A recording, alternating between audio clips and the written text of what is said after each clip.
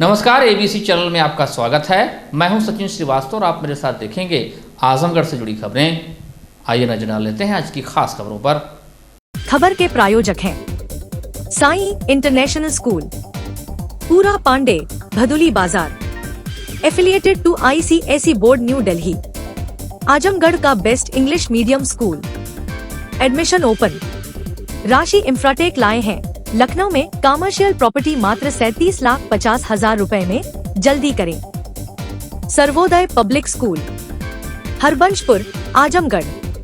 Admission open for classes nursery to 9th and 11th। Kashi Gomti jewellers, a wing of Kashi Gomti group, निकट भंवरनाथ मंदिर, Ayodhya road, Azamgarh. HMPS, Kartalpur bypass, Sarai Mandraj, Azamgarh. Admission open nursery to class 9th and 11th। जिले का एकमात्र fully air condition school और lifestyle furniture, Belnadi, Azamgarh. Azamgarh शहर कोतवाली police ने हीरापट्टी के पास से पटखौली निवासी राजेश पाठक की हत्या के मामले का SP हेमराज मीणा ने पुलिस लाइन में खुलासा किया। प्रेस वार्ता में 4 लोगों को गिरफ्तार करने की जानकारी दी। चारों को मीडिया के समक्ष पेश किया गया। 33 वर्षीय रविंद्र सिंह उर्फ संतोष सिंह उर्फ साधु सिंह पुत्र वीर बहादुर सिंह निवासी लखुवा प्रधानपुर थाना रसड़ा जनपद बलिया, हाल पता बिलरिया की चुंगी थाना कोतवाली, आजमगढ़। 46 वर्षीय हरिकेश चौहान पुत्र सूर्यनाथ चौहान निवासी शेखपुरा थाना कोतवाली, आजमगढ़। 20 वर्षीय मोहम्मद फैसल पुत्र अब्दुल मन्नान निवासी आर्यन नगर थाना जियनपुर व 22 वर्षीय विजय सिंह उर्फ बंटी पुत्र चंद्रभूषण सिंह निवासी खेमोपुर थाना सिधारी को गिरफ्तार किया गया। SP ने बताया कि गिरफ्तार अभियुक्त रविंद्र सिंह उर्फ संतोष सिंह उर्फ साधु सिंह ने पूछताछ पर बताया कि राजेश चंद्र पाठक से मैंने 15 लाख रुपए उधार लिया था और अपने साथी हरिकेश चौहान को भी 15 लाख रुपए उधार दिलवाया था, जिसका 1.5 लाख रुपए प्रतिमाह ब्याज दिया करता था। इधर कुछ दिनों से ब्याज न दे पाने के कारण राजेश चंद्र पाठक मुझे व हरिकेश चौहान को पैसा वापस करने के लिए डराते धमकाते थे तथा बीच बीच में घर जाकर भी भला बुरा कहते। हम लोगों को यह बात बहुत ही खराब लगती थी। बार बार कहने पर कि जल्द ही पैसा वापस कर देंगे, इस पर राजेश चंद्र पाठक जहां कहीं भी मिलते थे भला बुरा कहते थे। इस बात को मैंने अपने भांजे भोला सिंह पुत्र नरेंद्र सिंह उर्फ पिंकी निवासी हरसिंहपुर थाना जियनपुर व उसके दोस्त चंद्रभूषण सिंह उर्फ चंदू पुत्र रामाशीष सिंह निवासी हरसिंहपुर थाना जियनपुर जनपद आजमगढ़ को बताई। इसी बात को लेकर हम लोगों ने मिलकर राजेश चंद्र पाठक को रास्ते से हटाने की योजना बनाई। दिनांक 7 फरवरी 25 को योजना के तहत हम लोगों ने राजेश चंद्र पाठक को फोन से प्लाट दिखाने के लिए उकरौड़ा बुलाया, जहां पूर्व योजना के तहत भोला सिंह, चंद्रभूषण सिंह उर्फ चंदू अपने साथी मोहम्मद फैसल पुत्र अब्दुल मन्नान निवासी आर्यनगढ़ थाना जियनपुर, आजमगढ़ व विजय सिंह उर्फ बंटी सिंह पुत्र स्वर्गीय चंद्रभूषण सिंह निवासी खेमोपुर थाना सिधारी, आजमगढ़ के साथ ब्रेजा कार से उकरौड़ा प्लाट स्थल पर पहुँचे, जहां राजेश चंद्र पाठक को पैसा गिनने के बहाने गाड़ी में बैठा लिया और गाड़ी को लेकर जियनपुर की तरफ जाते समय रास्ते में कार में ही चंद्रभूषण सिंह उर्फ चंदू, भोला सिंह व मोहम्मद फैसल ने मिलकर नायलान की प्लास्टिक की रस्सी से राजेश चंद्र पाठक का गला दबाकर मार दिया और शव को छिपाने के दृष्टि से जियनपुर मोहम्मदाबाद बॉर्डर के हरदूपुर नहर में फेंक दिया। देखिए, दिनांक 17 तारीख को कोतवाली में एक महिला के द्वारा सूचना दी गई थी कि मेरे पति 2 बजे से उनसे संपर्क नहीं हो पा रहा है। राजेश चंद उनका पाठक नाम है। तो इसी पे थाना कोतवाली में एक गुमशुदगी दर्ज की गई थी और उसके बाद में दूसरे दिन सुबह करीब 8-7 बजे के आसपास में थाना जियनपुर थाना क्षेत्र पड़ता है सकड़ी में, इसमें ये एक अननोन व्यक्ति की जो डेड बॉडी मिली और उसके बाद में जब इसको तस्दीक किया गया तो ये जानकारी मिली कि ये उसी व्यक्ति की डेड बॉडी है जिनकी गुमशुदगी थाना कोतवाली में लिखी गई है। और तभी से फिर इसमें मुकदमा में तरमीम करके और थाना कोतवाली और थाना जियनपुर दोनों की टीम और हमारी SOG टीम है और क्षेत्राधिकारी के नेतृत्व में इन सभी टीमों को लगा के इस घटना के अनावरण का प्रयास किया गया था, जिसमें से जानकारी मिली थी कि कुछ दिन पहले 2 लोगों से इनकी थोड़ी बहुत अनबन थी पैसे को लेन देन को लेकर आपस में। इन्होंने किसी को पैसा दे रखा था जो राजेश चंद्र पाठक है। 2 लोगों को इन्होंने 15-15 लाख रुपए उधार दिया था, जिसमें एक हरिकेश है चौहान है और दूसरे हैं संतोष सिंह और रविंद्र सिंह और संतोष सिंह। इनको दोनों को 15-15 लाख रुपए इन्होंने उधार दे रखे थे और वो पैसा इन्होंने ब्याज पे दिया था और कुछ पैसा उन्होंने दे दिया था, कुछ पैसा नहीं दे पा रहे थे। तो इसी को लेकर इन दोनों में आपस में घर पे जाके अनबन हुई थी और उसी में जब इन लोगों से जो संदिग्ध लोग थे, जो हरिकेश चौहान और जो रविंद्र सिंह, इनसे जब पूछताछ की गई तो ये जानकारी मिली कि इन लोगों के द्वारा काफ़ी दिन से इसको पैसा देने में दिक्कत हो रही थी। तो ये जो मृतक है वो इनको धमकाता था और इसी से इन लोगों ने ये सारी बातें हैं। भोला सिंह पुत्र नरेंद्र सिंह है जो थाना जीयनपुर के रहने वाले, जो उनके भांजे लगते हैं, और दूसरे हैं चंद्रभूषण सिंह उर्फ चंदू सिंह, रामाशीष सिंह, ये भी नरसिंहपुर थाना जीयनपुर के रहने वाले। इन दोनों को जब बताई तो इन लोगों ने बताया कि भाई ठीक, अगर ये इस तरह ज़्यादा अगर आपको पैसा भी ले रहे हैं और बदतमीजी भी कर रहे हैं तो इनके खिलाफ इनको कार्रवाई हम करते हैं। और फिर इन्होंने प्लान करके उस दिन जब ये गायब हुए थे उसी दिन इनको पहले इन्होंने ब्रीजा गाड़ी से ये लोग ले गए थे वहाँ पे जीयनपुर में, और वहाँ ज़मीन दिखाने के नाम पे इनको एक एकांत में ले जाके और उसी दौरान इन्होंने जो नायलॉन की जो रस्सी है उससे इन लोगों का इसका गला दबा के और फिर इसको मारपीट डाल के लोग वापस आ गए थे। इसमें अभी हम लोगों ने 4 लोगों को गिरफ्तार किया है, जिसमें एक रविंद्र सिंह और संतोष सिंह साधु सिंह है। ये थाना रसड़ा जनपद बलिया के रहने वाले हैं, लेकिन अभी कोतवाली में रह रहे हैं। दूसरे हैं हरकेश चौहान जो साकिन शेखपुरा थाना कोतवाली के रहने वाले हैं। तीसरे हैं मोहम्मद फैसल पुत्र अब्दुल मन्नान, ये थाना जीयनपुर के रहने वाले हैं। और विजय सिंह उर्फ बंटी, ये थाना सिदारी के रहने वाले हैं। तो टोटल 4 लोगों को इसमें गिरफ्तार किया गया। 2 लोग इसमें वांछित किए गए थे, जिसमें एक भोला सिंह हैं जो कि नरसिंहपुर थाना जीयनपुर के रहने वाले हैं, दूसरे चंद्रभूषण सिंह हैं, ये भी थाना जीयनपुर के ही रहने वाले हैं। और इनके पास से जो घटना में एक मोटरसाइकिल जो प्रयुक्त हुई थी डिस्कवर और एक ब्रीजा गाड़ी थी वो इनसे बरामद हुई है, और नायलॉन की जो रस्सी है वो बरामद हुई है, और बाकी इनके पास से जो आधार कार्ड, मोबाइल नंबर, मोबाइल, ये सब बरामद हुए हैं। और इन्होंने पूरी घटना को एक्सेप्ट भी किया है, तो इनको गिरफ्तार करके जेल भेजा जा रहा है। और पूर्व में इसमें जो घटना पंजीकृत हुई थी उसमें धाराओं को तरमीम करते हुए पहले 103 और 103(2) और 61(2) में मुकदमा पंजीकृत किया गया था। अब इसमें 238, 318(4), 338, 336 3 और 340 2 BNS के तहत इन सब की गिरफ्तारी करके इनमें कार्रवाई की जा रही है, और जो 2 लोग वांछित हैं उनकी गिरफ्तारी के लिए प्रयास किया जा रहा है। घटना का मुख्य कारण क्या रहा और इनका आपराधिक इतिहास क्या?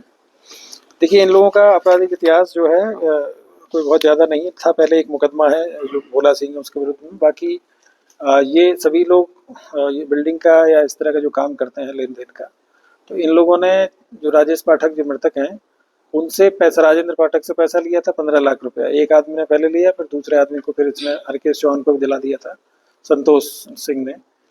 और ये पैसा काफ़ी बड़े इन्होंने मतलब महंगे ब्याज पे लिया था और ये दे नहीं पा रहे थे। इसी से इन लोगों ने प्लान करके फिर इस घटना को अंजाम दिया। आजमगढ़ जिले के पवई थाना में एक व्यक्ति के खिलाफ मुकदमा दर्ज किया गया है, जिसने सोशल मीडिया पर महाकुंभ के बारे में आपत्तिजनक टिप्पणी की और स्नान करती महिलाओं व लड़कियों की फोटो शेयर की। पुलिस मुकदमा पंजीकृत कर आरोपी की तलाश में जुट गई है। पवई थाना के उप निरीक्षक सुरेंद्र कुमार यादव ने 21 फरवरी को पवई कस्बा निवासी कादिर आजमी के खिलाफ मुकदमा पंजीकृत कराया है।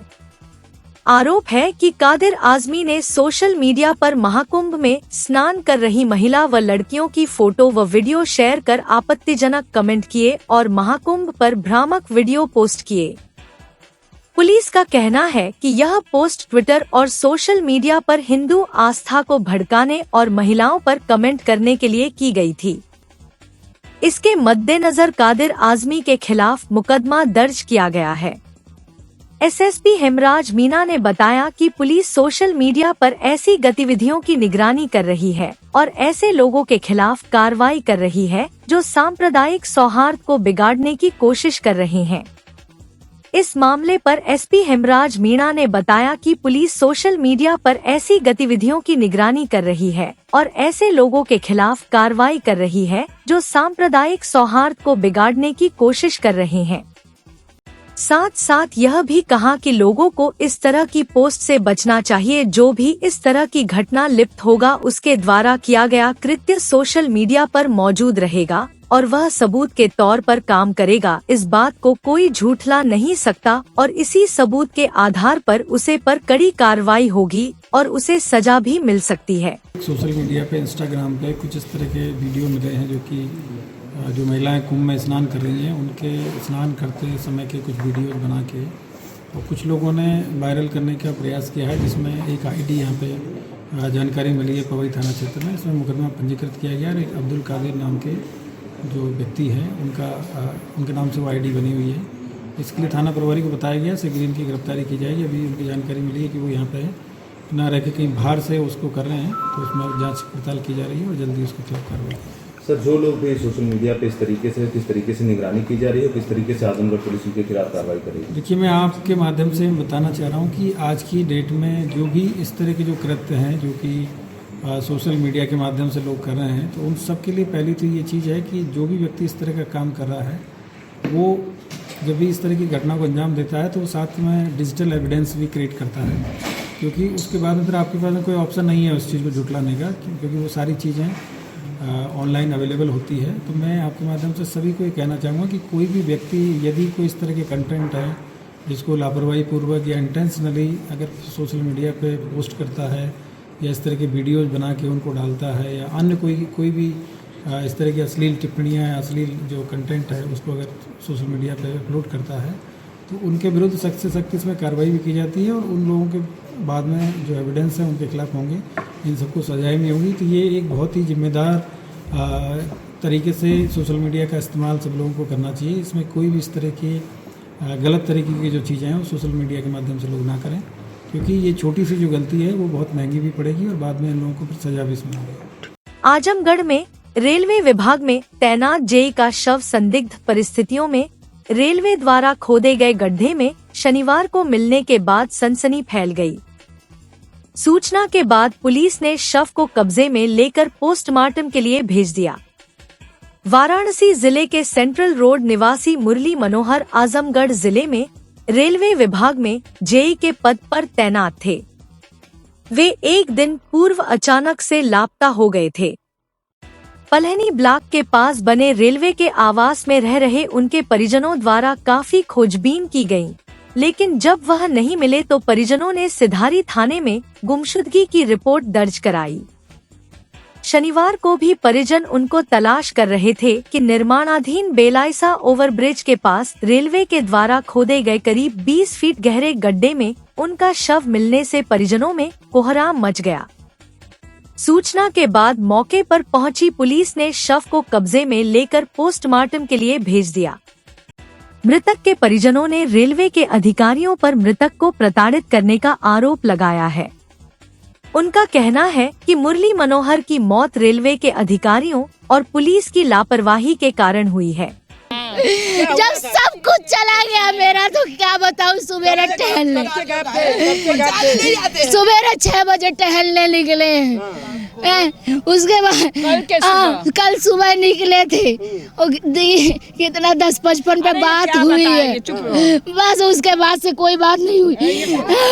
मोबाइल स्विच ऑफ हो गया। पुलिस वालों के इधर पुलिस FIR दर्ज कराए, बोले लोकेशन चेक करिए मेरे आदमी की, कुछ भी नहीं हुआ, कोई कुछ एक्शन नहीं हुआ। रात भर हम आ गए वहाँ से, बोले जाइए सवेरे आइएगा फोटो लेके, बस। और रेलवे विभाग को इन्फॉर्म कर दिए, सब कर दिए, कुछ भी किसी ने नहीं किया।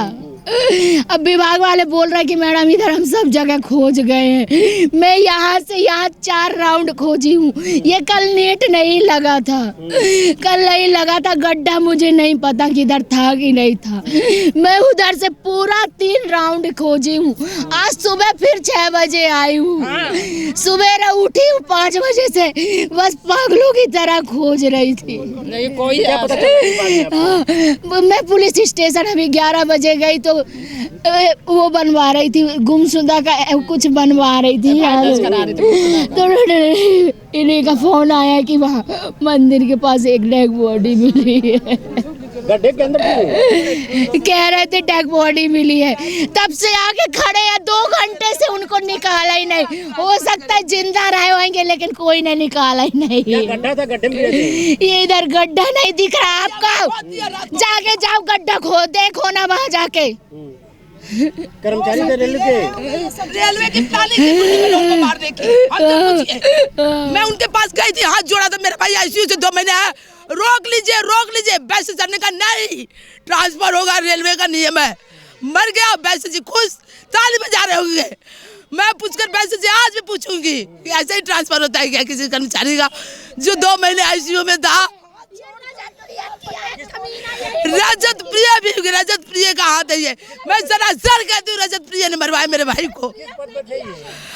पद तो आईसीसीआई में थे, सीनियर थे, सेक्शन वो थे, इंजीनियर थे, लेकिन क्या बताए रजत प्रिय। पुष्कर पैसे से पैर हाथ जोड़ती रही, मेरी माँ गई थी, रजत प्रिय थे, नहीं कहा नहीं ट्रांसफर होता है नियम का। जो बंदा आज 2 महीने आईसीयू के हेरिटेज में था सब जानता था रेलवे, लेकिन रेलवे ने जानबूझ के मुरली मनोहर को मारा। मैं क्लेम करूंगी रेलवे पे, चाहे रजत प्रिय हो चाहे पुष्कर वैश्य हो, सब पे करूंगी मैं क्लेम। जानबूझ के मुरली को मारा, मुरली ऐसे मरने वालों में नहीं थे। ट्रांसफर कर दीजिए मेरा, करिए आप दिखाइए, मैं चाहती हूँ कि जाए लोग। रेलवे कितना गंदा है। ये आपका सेवा क्या करेगा? अभी तक आपकी सेवा रजत प्रिया से जो सीनियर डीएसटी उनसे रिक्वेस्ट करके मेरी सासू बोली थी कि इनका ट्रांसफर मत करिए, तब भी इन्होंने किया। इन्होंने ही मेरे आदमी की जान ले ली।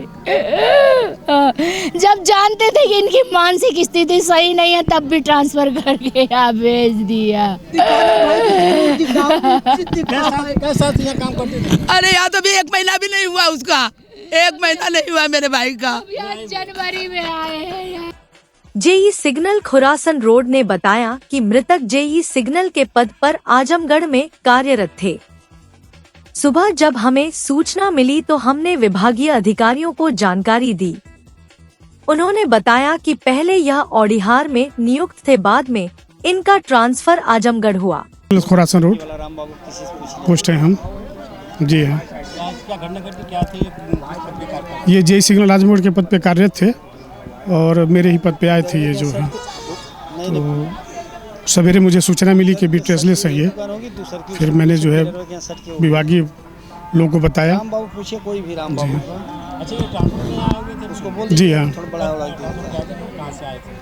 औडिहार से। जी हाँ, नहीं ऐसा कुछ नहीं है अभी तो 2 महीना हुआ, 2.5 महीना मुश्किल से। कब से लापता थे, क्या था, कैसे घटना? अभी नहीं, आज मुझे सूचना मिली है कि घर पे नहीं है, फिर मैंने लोगों को विभागीय लोगों को बताया है जी। इसके बाद फिर क्या पता चला यहाँ पे क्या है? फिर ये पता चला कि गड्ढे में गिरे हुए हैं।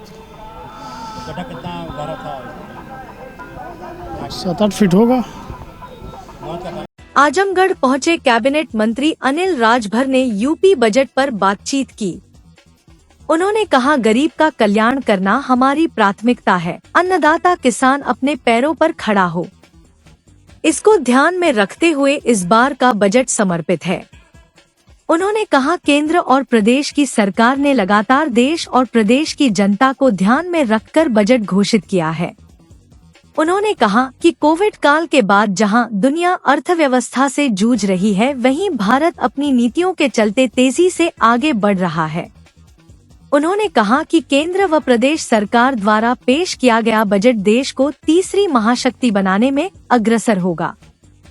उन्होंने केंद्र व प्रदेश सरकार के बजट पर प्रकाश डालते हुए कहा कि ये बजट युवा शक्ति को अवसर देने वाला बजट है। इस बजट के माध्यम से सरकार ने मातृशक्ति किसान और व्यापारियों को सीधे लाभ पहुंचाने का काम किया है। उन्होंने कहा कि महाकुंभ के जरिए 60 लाख लोगों को रोजगार मिला है। इससे प्रदेश को 54,000 करोड़ का फायदा होने वाला है। जनता की मांग के आधार पर कुंभ के समय को और भी विस्तारित किया जाएगा। प्रदेश सरकार के मंत्री अनिल राजभर का कहना है कि यूपी में धार्मिक पर्यटन तेजी से बढ़ रहा है। धार्मिक पर्यटन ने यूपी ने एक रिकॉर्ड बनाया है। करोड़ों की संख्या में लोग धार्मिक पर्यटन के लिए आए हैं। इसमें 50 करोड़ से अधिक लोग तो प्रयागराज के महाकुंभ में शामिल होने आए हैं। सरकार के मंत्री का कहना है कि हम लोगों ने 40 करोड़ लोगों के आने की संभावना जताई थी। महाकुंभ में देश और दुनिया के लाखों लोग आए। अनिल राजभर ने कहा, यदि अखिलेश यादव के पास आंकड़ा है तो वह जनता के सामने रखें। जनता को गुमराह करने का काम अखिलेश यादव ना करें। यह लगातार जनता को गुमराह कर रहे हैं।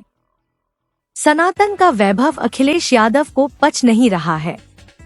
जनता इन्हें लगातार सबक सिखा रही है, पर उसके बाद भी यह लोग सबक नहीं ले रहे हैं।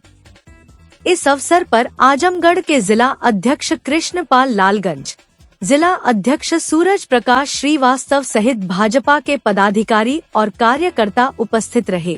आप सभी लोग इस बात से अवगत हैं कि भारत सरकार ने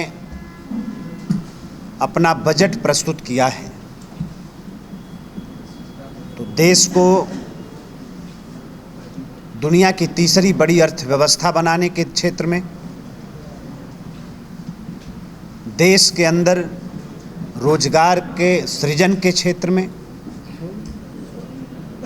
अन्नदाता किसान को समृद्ध और आत्मनिर्भर बनाने के क्षेत्र में,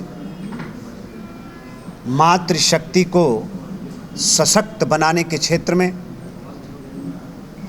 एक सर्वांगीण विकास देश का हो, इस बात की पूरी परिकल्पना को भारत सरकार ने अपने बजट के माध्यम से जो प्रस्तुत किया है, मैं इस बात के लिए माननीय प्रधानमंत्री जी का और उनकी सरकार का मैं बहुत अभिनंदन करता हूं, और देश की वित्त मंत्री निर्मला सीतारमण जी को बहुत ढेर सारी शुभकामना और बधाई देता हूं। माननीय प्रधानमंत्री जी ने हमेशा से कहा है कि गरीब का कल्याण हमारी सरकार की प्राथमिकता है। युवा शक्ति के सपने को साकार करना हमारा लक्ष्य है, हमारा संकल्प है। अन्नदाता किसान अपने पैर पर खड़ा हो, उसका मनोबल बढ़े, विकल्प का अभाव उसके सामने न हो, पलायन करने की अनिवार्यता न हो, ये हमारी सरकार का लक्ष्य है, हमारी सरकार का प्राथमिकता, हमारी सरकार की प्राथमिकता है। और मैं समझता हूं कि इस बार का जो बजट आया है वो गरीब के कल्याण को समर्पित है, युवा शक्ति को समर्पित है, मातृशक्ति को समर्पित है और अन्नदाता किसान को समर्पित है।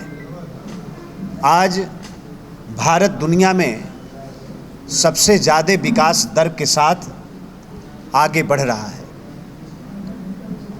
कोविड काल की चुनौती का सामना करते हुए आज भारत की विकास दर को दुनिया में नंबर 1 के स्थान पर पहुंचाने का जो काम मोदी जी की सरकार ने किया है, इस बात के लिए हम उनका अभिनंदन करते हैं, हम उनका स्वागत करते हैं। और उत्तर प्रदेश को दिल खोल कर उत्तर प्रदेश के नौजवानों की जो बजट में चिंता की है, हमारे लिए जो औद्योगिक पार्क देने की बात मोदी जी की सरकार ने कहा है, हमारे एक्सप्रेसवे जो बन रहे हैं उसमें जो सहयोग करने की बात कहा है, और विशेष तौर पर जो धार्मिक पर्यटन है, उत्तर प्रदेश ने रिकॉर्ड बनाया है। इस बार करोड़ों की संख्या में उत्तर प्रदेश की धरती पर लोग धार्मिक पर्यटन करने के लिए आए हैं।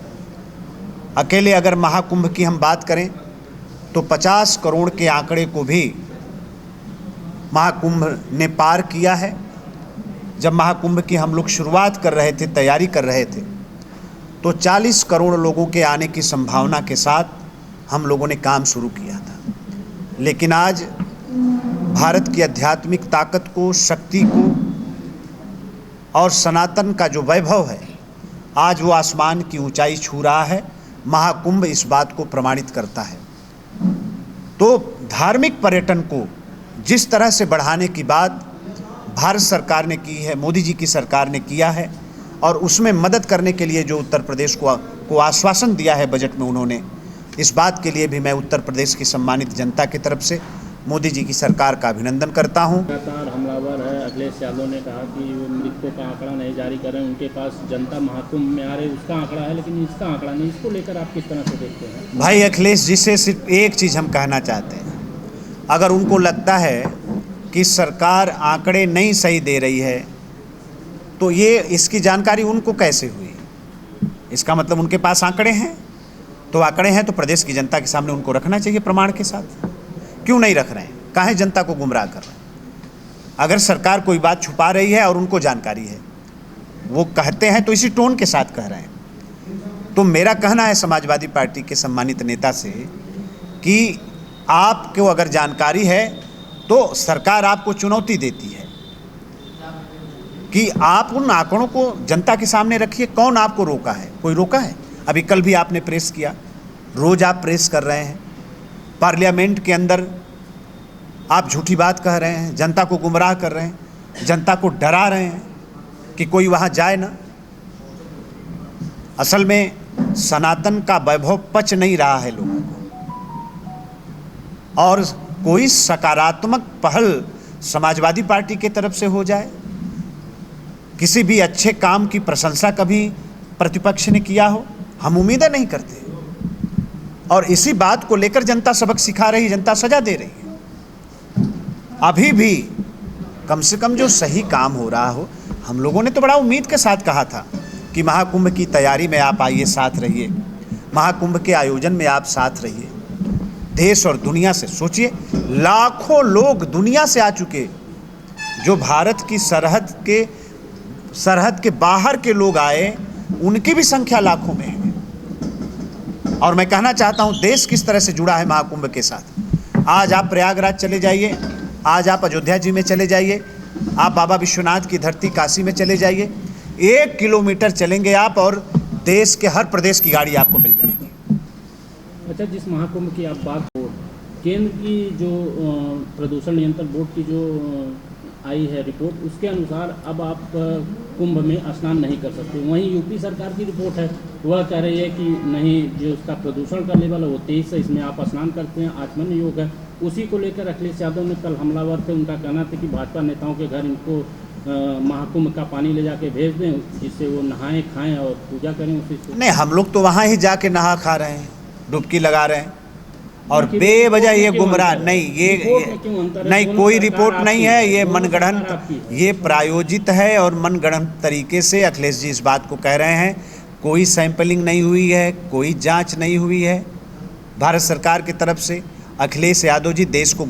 जिलाधिकारी नवनीत सिंह चहल एवं पुलिस अधीक्षक हेमराज मीना द्वारा यूपी बोर्ड परीक्षा 2025 को निष्पक्ष, निर्विघ्न एवं सकुशल संपन्न कराने के दृष्टित शनिवार को GGIC आजमगढ़ में बनाए गए परीक्षा कंट्रोल रूम का निरीक्षण किया गया। उन्होंने संबंधित अधिकारियों को परीक्षा को सकुशल संपन्न कराने हेतु आवश्यक दिशा निर्देश दिए। इसके साथ ही विद्यालय में बनाए गए स्ट्रांग का भी निरीक्षण किया गया। उन्होंने निर्देश दिया कि स्ट्रांग रूम के बाहर 24 घंटे CCTV कैमरे चालू स्थिति में होने चाहिए। निरीक्षण के दौरान अपर जिलाधिकारी प्रशासन राहुल विश्वकर्मा, जिला विद्यालय निरीक्षक उपेंद्र कुमार, प्रधानाचार्य राजकीय बालिका इंटर कॉलेज आजमगढ़ आदि उपस्थित रहे। आपको बता दें कि उत्तर प्रदेश माध्यमिक शिक्षा परिषद द्वारा वर्ष 2025 की हाई स्कूल एवं इंटरमीडिएट की संस्थागत एवं व्यक्तिगत परीक्षार्थियों की बोर्ड परीक्षाएं 24 फरवरी से प्रारंभ होकर 12 मार्च 2025 को समाप्त हो रही है। यूपी बोर्ड परीक्षा के अंतर्गत हाई स्कूल के 86,115 छात्र एवं इंटरमीडिएट के 94,040 छात्र परीक्षा में सम्मिलित होंगे। परीक्षा के लिए जनपद आजमगढ़ में कुल 282 परीक्षा केंद्र बनाए गए हैं। पुलिस अधीक्षक हेमराज मीना ने शनिवार को थाना अतरौलिया का वार्षिक निरीक्षण किया। निरीक्षण के दौरान अपर पुलिस अधीक्षक ग्रामीण चिराग जैन, क्षेत्राधिकारी बूढ़नपुर व अन्य अधिकारी कर्मचारीगण मौजूद रहे। निरीक्षण के दौरान थानाध्यक्ष अतरौलिया द्वारा सलामी गार्ड की कमांड उच्च कोटि की पाई गई। थाना कार्यालय में अभिलेखों का अवलोकन किया गया अभिलेखों के अवलोकन से प्रविष्टियां अद्यावधिक न होने पर पूर्ण किए जाने हेतु निर्देशित किया गया। हिस्ट्री शीटरों की निरंतर निगरानी किए जाने हेतु निर्देशित किया गया। शस्त्र चालन के संबंध में उपस्थित अधिकारी कर्मचारीगणों की जानकारी व प्रशिक्षण संतोषजनक नहीं पाया गया, जिस पर पुलिस अधीक्षक ने बार बार अभ्यास किए जाने के निर्देश दिए। निरीक्षण के दौरान थाना परिसर की साफ सफाई संतोषजनक पाई गई। थानाध्यक्ष अत्रौलिया को अपने अधीनस्थों की समस्या का निस्तारण किए जाने हेतु निर्देशित किया गया। मेस में भोजन बनाने वाले अनुचर को स्वयं साफ सफाई रखने एवं मेन्यू के अनुसार ही प्रतिदिन भोजन समय से तैयार करने हेतु निर्देशित किया गया। आपराधिक सूचनाओं के आदान प्रदान हेतु ब्रीफ किया गया व गोष्ठी में यातायात व्यवस्था, यातायात नियमों का पालन, सामाजिक सौहार्द बनाए रखने हेतु कम्युनिटी पुलिसिंग के तहत किए जाने वाले कार्य, आपराधिक सूचनाओं के आदान प्रदान में बेहतर तालमेल रखे जाने के पुलिस अधीक्षक ने निर्देश दिए। इस दौरान उन्होंने थाना परिसर में खड़े वाहनों को नियमानुसार निस्तारण किए जाने की कार्यवाही सुनिश्चित किए जाने के भी निर्देश दिए। थाना प्रांगण में आयोजित जन संवाद के दौरान आए लोगों से वार्ता कर उनकी समस्याओं को गुणवत्तापूर्ण निस्तारण हेतु थानाध्यक्ष को निर्देशित किया गया। स्थानीय क्षेत्र के संभ्रांत व्यक्तियों व चौकीदारों के साथ गोष्ठी की गई तथा उनकी समस्याओं को सुना गया व संबंधित को समस्या निस्तारण हेतु निर्देशित किया गया। इस दौरान उन्होंने थाना परिसर में वृक्षारोपण किया तथा पर्यावरण संरक्षण हेतु सभी लोगों को प्रोत्साहित किया। वातावरण को स्वच्छ बनाए रखने हेतु अधिक से अधिक वृक्षारोपण करने हेतु निर्देशित किया गया। आज थाना अतरौलिया का वार्षिक निरीक्षण किया गया, जिसमें एसपीआरए साहब और सभी सीओ साहब, एएसपी साहब, ये सब लोग उपस्थित रहे। और यहाँ पे सबसे पहले हम लोगों ने जो थाना प्रांगण है उसकी साफ सफाई और जो निर्माणाधीन जो नए बिल्डिंग है उन सब का निरीक्षण किया है। कुछ कार्य अभी बाकी है, उनके बारे में जो कार्यदायी संस्था है उसको बताया गया है कि उनका जल्दी से उनको कार्य समाप्त करें। इसके अलावा थाने पे जो माल मुकदमाती है और जो अन्य माल है जैसे कि लावारिस माल है और इन सब का डिस्पोजल के बारे में जानकारी प्राप्त किया गया। इसके साथ ही जो थाने के जो भी सम्मानित लोग थे उनसे यहाँ पे संवाद किया गया। थाने के जो चौकीदार हैं उन सब से भी वार्ता की गई और इस थाने में जो अपराध का क्या, अपराध नियंत्रण को लेकर जो लोगों का जो सेटिस्फेक्शन लेवल क्या है उन सब के बारे में जानकारी प्राप्त की गई और किस तरह का अपराध यहाँ पे हो रहा है इसके संबंध में जानकारी प्राप्त की गई। तो आज विस्तृत रूप से यहाँ पे थाने का निरीक्षण भी किया गया और साथ ही साथ जो लोग हैं उनके साथ संवाद किया गया। और अभी बाकी जो थाने के रिकॉर्ड हैं और इसके अलावा जो गवर्नमेंट प्रॉपर्टी यहाँ पे थाने पे दे रखी है पुलिस लाइन से, उन सभी का सत्यापन का कार्य है वो अभी चल रहा है और अभी जो निरीक्षण है किया जा रहा है। यहाँ पे जो जनरली यहाँ पे जो छोटे छोटे अपराध जो होते हैं जैसे कि वाहन चोरी के अपराध हैं, इसके अलावा नकबजनी और चोरी के अपराध है, वो इस थाना क्षेत्र में हुए हैं पिछले साल में, तो उसमें काफ़ी नियंत्रण है। जो वाहन चोरी की घटना है उसमें भी कमी आई है।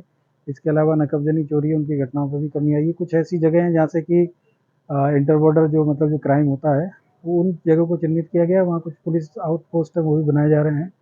इसके अलावा फुट पेट्रोलिंग और बाकी जो रात्रिकालीन जो गश्त है उसको भी सुदृढ़ किया गया है और जिसकी वजह से अपराध में पिछले 4-5 महीनों में काफ़ी कमी हुई है और इस साल इसको और ज़्यादा नियंत्रित किया जाएगा। इसके अलावा सीसीटीवी कैमरे भी लगवाए जा रहे हैं और बाकी जो सम्मानित लोग हैं, व्यापारिक लोग हैं, उनसे भी सहयोग लिया जा रहा है और सहयोग के साथ साथ में उनकी जो समस्या है उनका समाधान करने के लिए भी थाना प्रभारी और क्षेत्राधिकारी है उनको निर्देशित किया गया। सर, हमारे एसपी ग्रामीण द्वारा अतरौलिया थाने का इसका पहले निरीक्षण किया गया। सर, इसमें हमारे बॉर्डर क्षेत्र पर पुलिस चौकियां का निर्माण पे काफी जोर दिया गया था। सर, उम्मीद की जाती है उसमें जल्दी उनपे काम प्रगति में और जन सहयोग से कुछ इस तरह के जो कार्य हैं वो भी किए जा रहे हैं। कुछ उसके लिए जो सरकारी धन है उसको भी उपलब्ध कराया गया है इनको। तो जल्दी जो इस तरह के जो चेकिंग पोस्ट है और जो आउटपोस्ट है उनको बनाए जाएंगे, जिससे कि यहाँ पे, क्योंकि ये पूरा का पूरा जो माझा क्षेत्र से कनेक्टेड एरिया है, तो यहाँ पे पुलिस की जो प्रेजेंस है वो बहुत ज़रूरी है। और ये जो एरिया है वैसे भी बहुत पहले से ज़्यादा संवेदनशील हो गया, क्योंकि यहाँ पे जो गोरखपुर का जो लिंक एक्सप्रेस वे वो भी इसी क्षेत्र से गुजर रहा है। इसके अलावा जो टांडा और जो आजमगढ़ वाला जो रोड है वो भी यहाँ महत्वपूर्ण रोड है। इसके अलावा यहीं से इसी थाना क्षेत्र से ही जो पूर्वांचल एक्सप्रेस वे से जो गोरखपुर लिंक एक्सप्रेस वे है उसकी कनेक्टिविटी इसी थाना क्षेत्र से, तो ये थाना क्षेत्र अभी काफ़ी हम सब लोगों के लिए महत्वपूर्ण हो गया है और यहाँ पे अपराध जो नियंत्रण है उसके लिए हम लोग जो भी हर संभव प्रयास है वो करने का पूरा प्रयास कर रहे हैं, जिससे कि यहाँ पे अपराध की घटनाएं ना हो और लोगों को किसी प्रकार की कोई असुविधा ना हो। अखिल भारतीय किसान सभा के तत्वावधान में राष्ट्रव्यापी आंदोलन में उत्तर प्रदेश किसान सभा के प्रदेश अध्यक्ष इम्तियाज बेग के अगुवाई में राष्ट्रपति को संबोधित 6 सूत्रीय मांग पत्र डीएम के माध्यम से भेजा गया।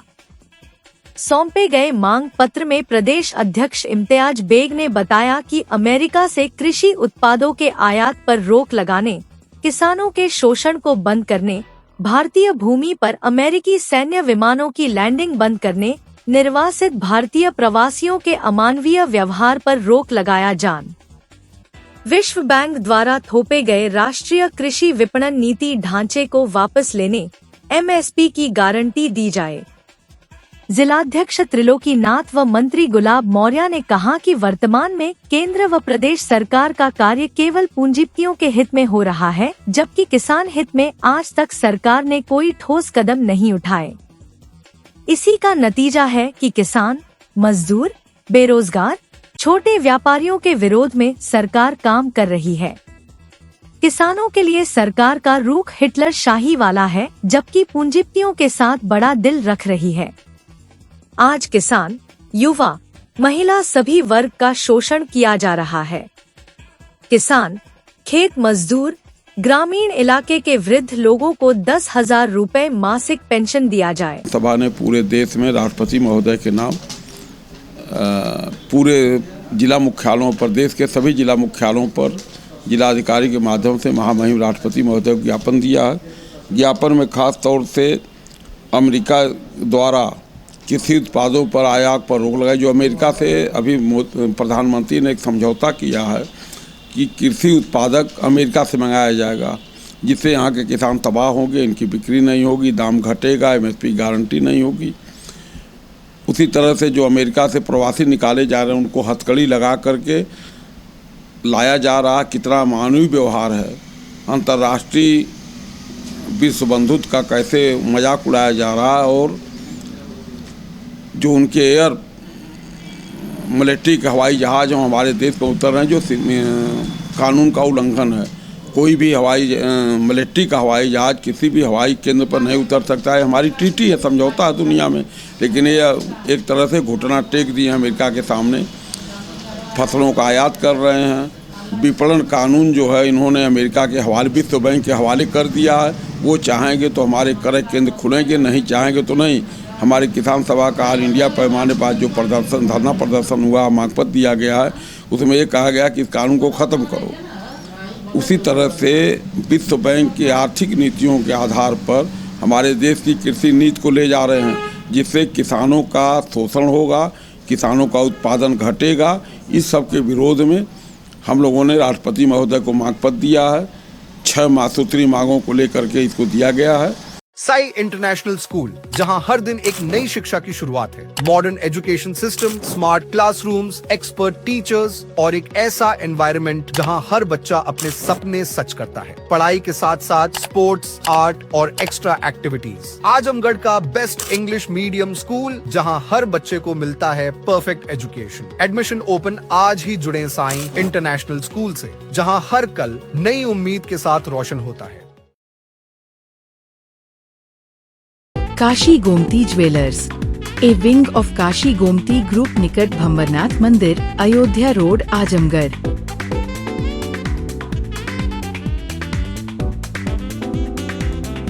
गोल्ड, डायमंड और सिल्वर की ज्वेलरी का विशाल संग्रह।